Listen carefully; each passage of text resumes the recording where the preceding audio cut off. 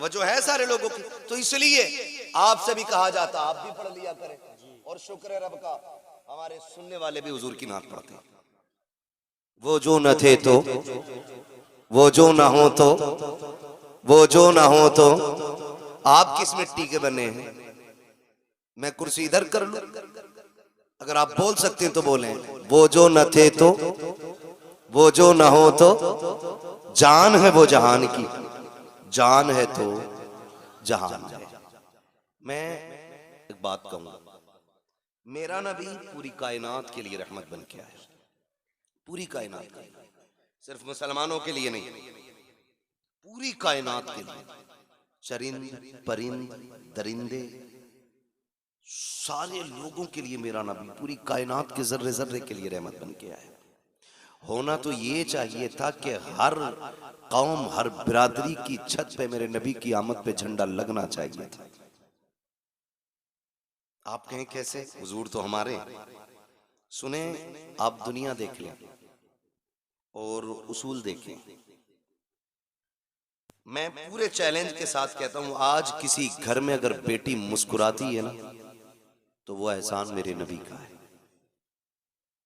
आज अगर किसी घर के अंदर माँ बेटे को थप्पड़ मार के खड़ी हो जाए और बेटा सर झुका के खड़ा रहे, माँ से कुछ नहीं कह रहा है ना, तो ये कमाल माँ का नहीं, कमाल मेरे नबी का है। अगर आज बाप बेटे को बीच चौराहे पे जूते से मारे और बेटा गर्दन झुका के मुस्कुराता रहे ना, तो इसमें कमाल बाप का नहीं है, इसमें कमाल रसूल पाक का है। इसलिए कि मेरे नबी ने ना माँ बाप का एहतराम सिखाया है। अगर आज हम माँ को उसकी जूतियों को सर पे रखने में जिंदगी की महराज समझते हैं ना, तो वो दिन दूर नहीं, भूले नहीं हमें जिस दिन मेरे नबी ने कहा था अल जन्नतु तहता क़दामी उम्महातिकुम, तुम्हारी जन्नत तुम्हारी माओं के कदमों के नीचे रखी गई है। तब से लोगों ने, कायनात ने माँ का एहतराम करना शुरू किया। और जब बाप का मामला था तो यही दुनिया, यही तारीख और यही समाज, यही लोग, यही हड्डियां, यही खून, कोई बदला नहीं ये दौर, यही सारी दुनिया थी। और बेटा बाप को बाजार में बेच देता था।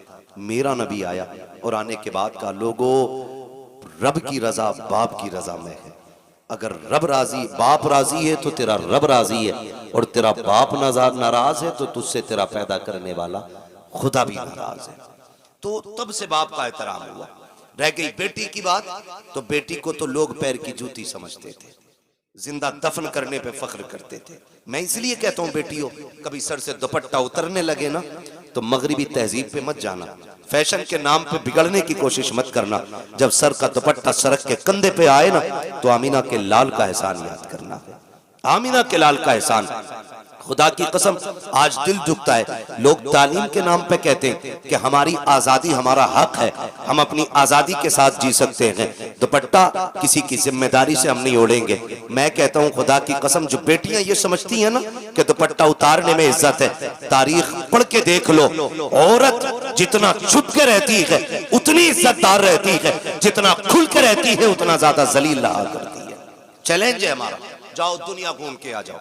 और सच्ची बात बताऊं, ये जो खड़े रहते हैं ना, जो इस्लाम के खिलाफ बकवास करते हैं, इस्लाम ने, मुसलमानों ने औरतों को कैद में डाल दिया और पर्दा दे करके उन्हें फांसी दे दी, उनका ऐसा कर दिया। मेरा चैलेंज है, ये भी जब निकाह करने चलते हैं ना, शादी करने, इन्हें भी शरीफ बच्ची चाहिए होती है, इन्हें भी शरीफ बच्ची चाहिए होती है। और शराफत की सबसे बड़ी पहचान यह है कि बच्ची की नजरों में हया होना चाहिए। ये सबसे बड़ी पहचान शराफत की है कि उसकी नजरों में हया होनी चाहिए। कितना बड़ा दाग लगाने की कोशिश की जाती है कि इस्लाम ने औरत को पर्दे में डाल के ना उसकी जिंदगी को